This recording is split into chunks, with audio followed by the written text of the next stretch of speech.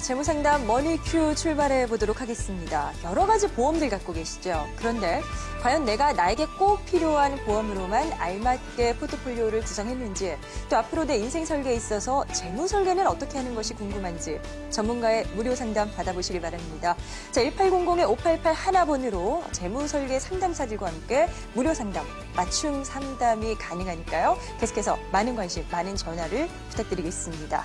자, 벌써 이제 세 번째 시간에 접어들고 있는데요. 오늘 이 시간 함께할 또 두 분의 전문가 인사를 드리도록 하죠. 키움에셋 플래너 김창원 지점장님, 청강욱 센터장님 함께합니다. 어서 오세요. 반갑습니다. 네, 안녕하십니까? 네, 반갑습니다. 벌써 저희가 개편 후에 이제 수요일입니다. 네. 지금 이제 3일째 계속되는 시간인데 재무 설계에 관련해서 이것만은 꼭 시청자 여러분들께 전달을 해드리고 싶다, 강조하고 싶다 하신 부분들이 있으실 것 같아요. 뭐가 있을까요?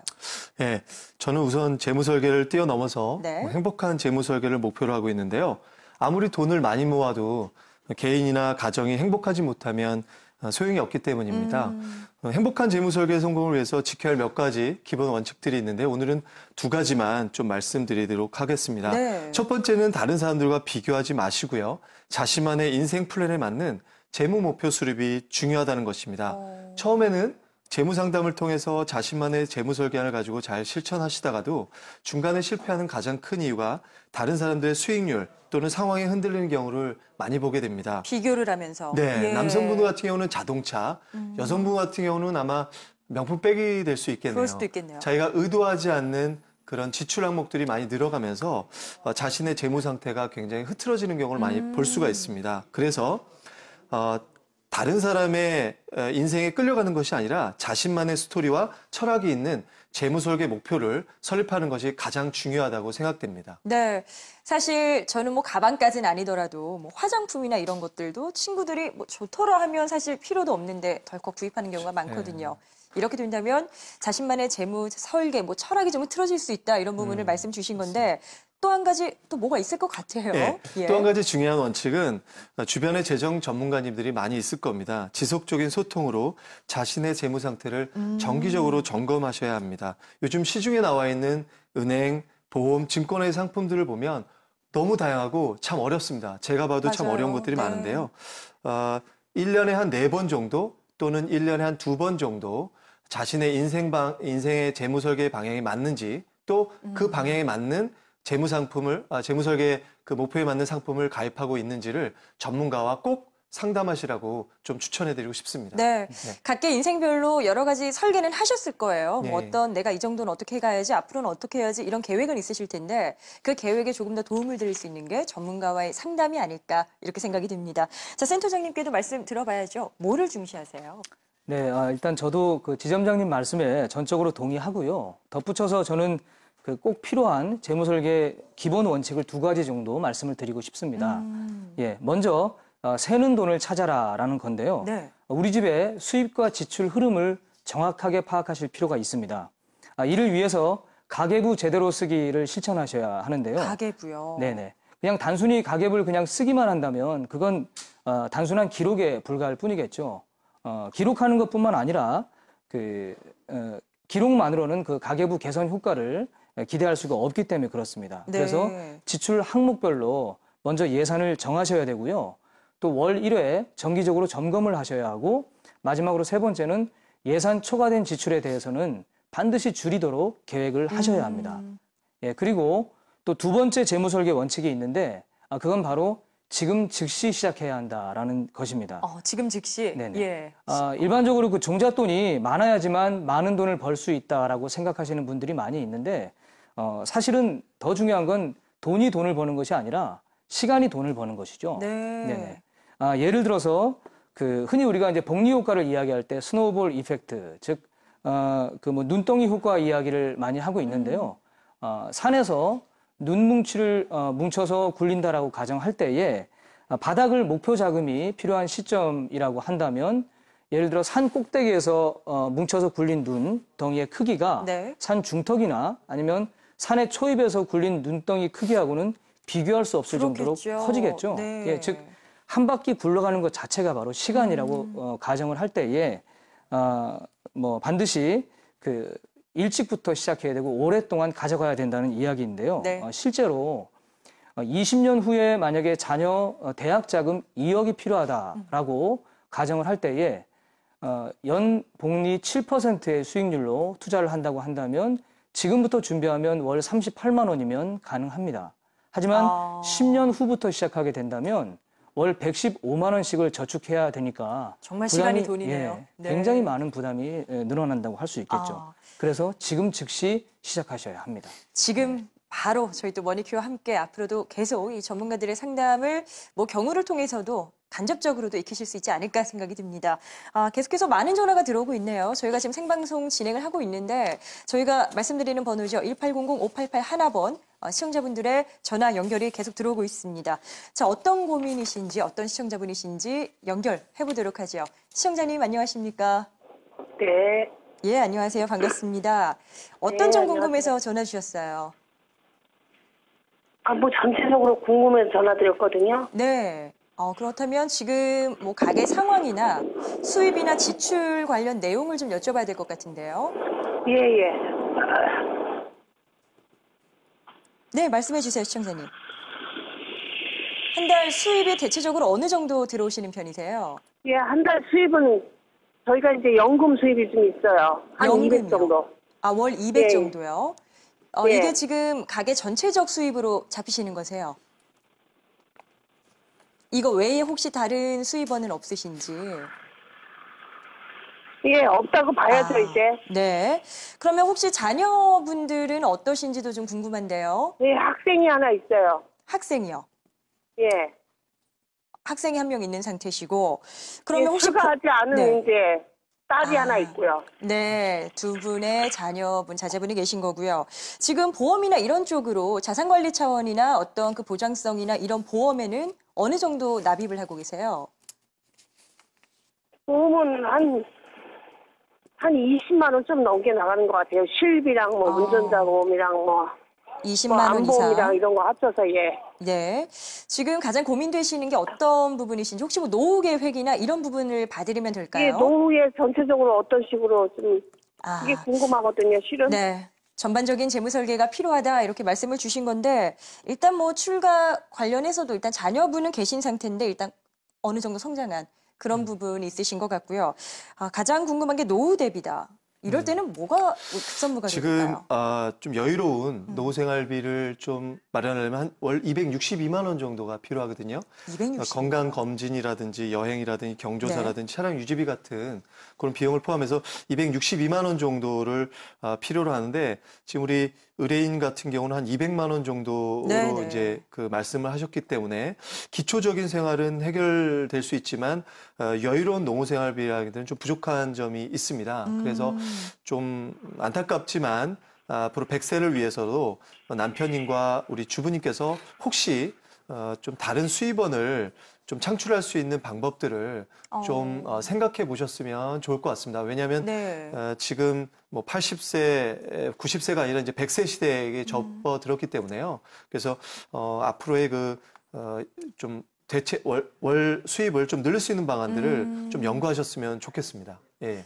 지금 나가고 있는 보험 금액도 월 20만 원 안팎으로 일단 어느 정도 나가고 계신 게 있으세요. 그런 부분들을 감안했을 때는 지금 여기서 약간 변화를 주셔야 된다던가 뭔가 좀 조치를 취해야 된다는 부분이 있을 것 같은데요. 네, 실제로 지금 이분 같은 경우에는 지금 연금 수입이 200만 원이라면 기존에 이제 경제 활동을 하셨을 때는 이보다 훨씬 더 많은 소득을 발생을 시키고 있었을 것으로 지금 생각이 되어지는데 사실은 이미 지금 연세가 조금 연금을 수령하실 정도가 되셨으니까 60세 이상 되신 걸로 지금 추정이 되고요. 네.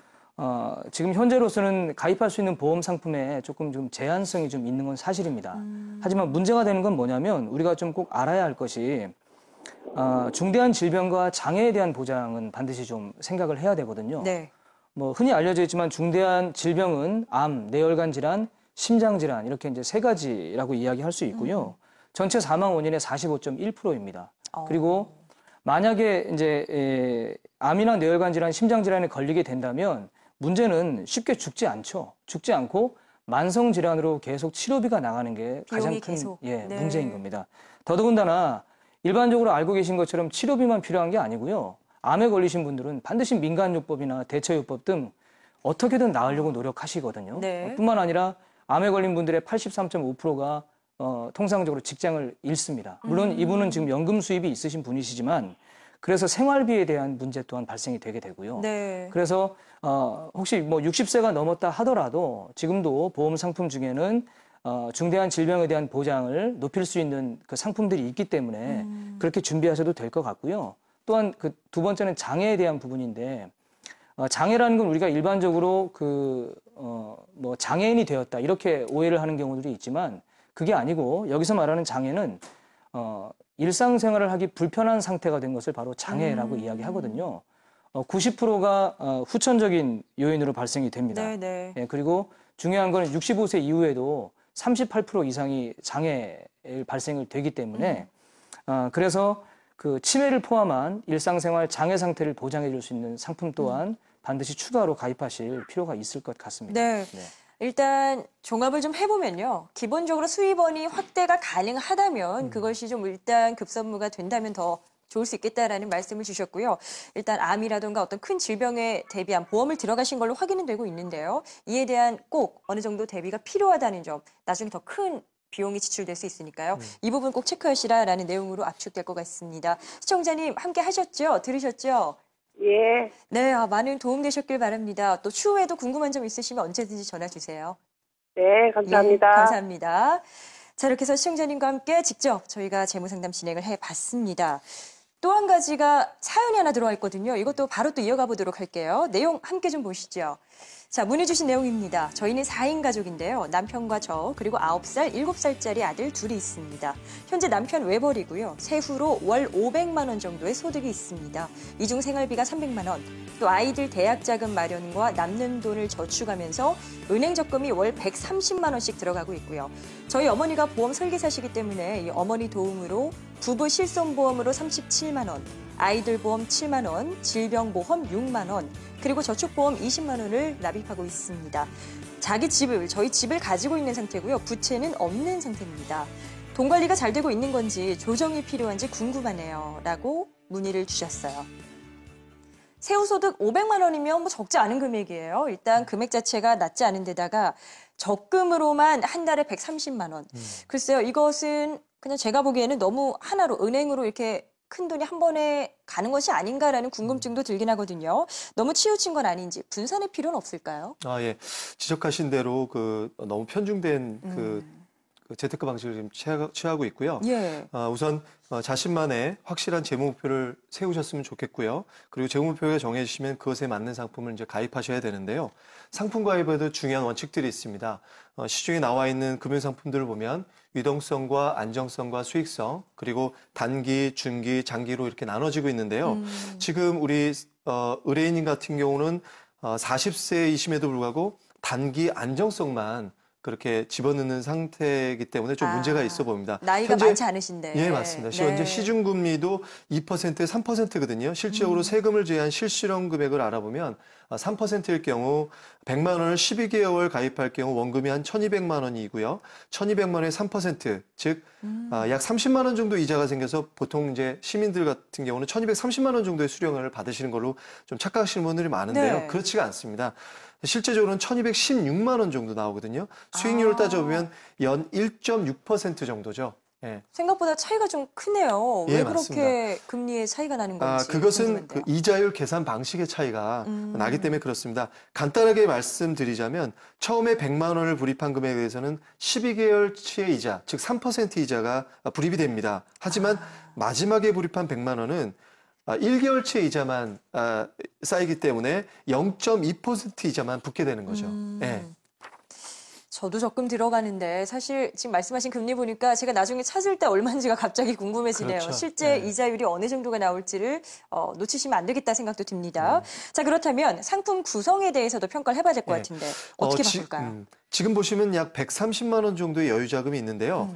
위에 고객님처럼 40세 되는 시점에 특히 신경 써야 할 부분이 노후 준비입니다. 노후 준비. 100세 고령화 시대에 돈 없이 오래 산다는 것이 정말 끔찍한 일이거든요. 네. 따라서 현재 노후 준비가 전혀 안 되어 있는 상황에서는 우선적으로 노후 대비 자금을 목적으로 부부 각각 30만 원 정도의 변액연금 또는 변액 유니버셜 상품을 추천해드리고 싶은데요. 여기서 하나의 팁이 있습니다. 네. 내가 50만 원을 바로 그 변액연금이나 변액 유니버셜을 가입하지 마시고요. 초기에는 25만 원에서 30만 원 정도를 납입하시다가 나중에 주가가 떨어졌을 때 추가 납입으로 하셔야지만 수익률을 좀 올릴 수 있습니다. 왜냐하면 변액연금이나 변액 유니버셜 상품은 초기에 사업비를 좀 많이 빼기 때문에 그렇습니다. 네. 또한 보너스 또는 여유 자금이 있을 때마다 아까 좀 전에 말씀드린 대로 추가 납입을 적극적으로 추천해드리고요. 또한 교육 자금용 두 아들이 있기 때문에 20만 원, 20만 원 키즈 부유에 또는 어린이 펀드를 추천해드리고 싶고요. 예비비 자금용으로 20만 원의 은행 적금, 또 10만 원은 인생의 이벤트, 가족 여행이라든지 그런 이벤트 목적으로 적립식 펀드를 가입하시는 것이 좋을 듯 싶습니다. 130만 원을 다 그냥 적금으로 가시기보다도 변액연금이나 이런 부분에 활용이 조금 필요해 보인다.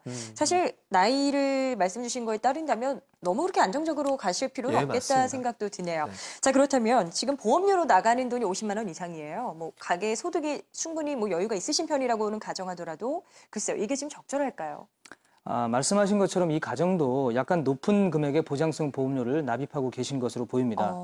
우리가 보장성 보험을 이야기할 때 계속 거론되는 것이 그 비용이냐 자산이냐의 문제이거든요. 근데 법적으로도 보장성 보험은 비용이라고 명확하게 규정을 하고 있습니다. 네. 소득세법 52조 그리고 소득세법 시행령 109조를 보게 되면 보장성 보험이란 만기 시 환급받는 금액이 납입한 보험료를 초과하지 않는 보험이다라고 명확하게 명시가 되어 있거든요. 네네. 그런데 이 가정의 보험료는 해지 환급금을 좀 높일 목적으로 그 적립보험료를 좀 높게 잡아놓은 것으로 보이고요. 그래서 사실 적정 보험료인 소득의 7에서 8% 정도 수준을 넘지 않는 것이 좋습니다. 7에서 8%. 예, 그래서 이 가정은 40만 원 정도를 넘지 않도록 다시 재설계하는 것이 좋을 것 같습니다. 그렇다면 10만 원 이상의 지출, 보험 관련 지출은 좀 줄이는 게 좋겠다라고 보시는 건데 지금 상품 구성에 대해서는 괜찮은 건가요? 가입하신 상품 내용을 보면 네. 그 살아계신 동안의 보장은 어느 정도 구성력을 좀 가지고 있는 걸로 그렇게 보이는데요. 사실 가장의 보험 가입 첫 번째 목적인 사망 보장에 대해서는 조금 문제가 있는 것으로 좀 보입니다. 사망 보장이요? 어떤 네네. 부분이 문제라고 보세요? 가입하신 보험은 실손보험을 포함해서 대부분 다 모든 보험이 다 그 손해보험 상품인데요.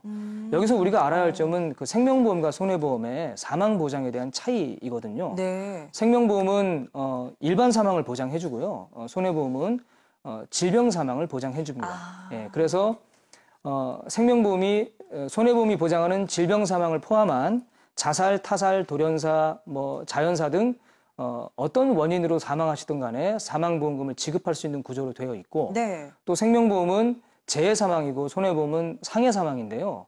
재해사망은 우연성과 외래성 두 가지 요건만 충족이 되면 지급이 되지만 상해사망은 우연성과 외래성뿐만 아니라 네. 급격성이라는 요소까지 충족이 되어야만 지급이 됩니다. 예, 그래서 보장 영역이 훨씬 더 넓은 생명보험을 고려할 때에 네. 실손보험은 생존 시 다치거나 병들었을 때 가입할 목적으로 가입하시는 게 좋고요. 그리고 가장의 사망보험금 목적은 네. 생명보험으로 전환하셔서 어떤 상황으로 사망하시더라도 보험금을 수령할 수 있게 가져가시는 게 좋습니다. 어떤 뭐 여러 가지 상해나 이런 관련해서는 실손보험 이런 부분들이 필요하다. 하지만 가장의 사망보험금만큼은 생명보험 쪽으로 가보자. 이런 또 팁을 주셨네요. 우리 시청자님 사연 주신 분께도 많은 좀 어떤 도움되는 변화가 있으시기를 또 바라겠습니다. 저희가 이렇게 해서 상담을 2개의 고민들을 저희가 좀 받아봤는데요. 시간이 너무 부족하죠. 나도 한번 직접적으로 전문가들의 무료 상담 받아보고 싶다 하시는 분들은 전화 주시면 됩니다. 1800-5881 연락 주시면 저희 전문가 쪽에 또 다시 한번 시청자님께 전화를 드리니까요. 그 기회 활용하셔서 또 많은 도움 받으시면 좋겠네요. 자, 오늘 머니큐 여기서 마무리 짓겠습니다. 두 분 말씀 감사합니다. 감사합니다.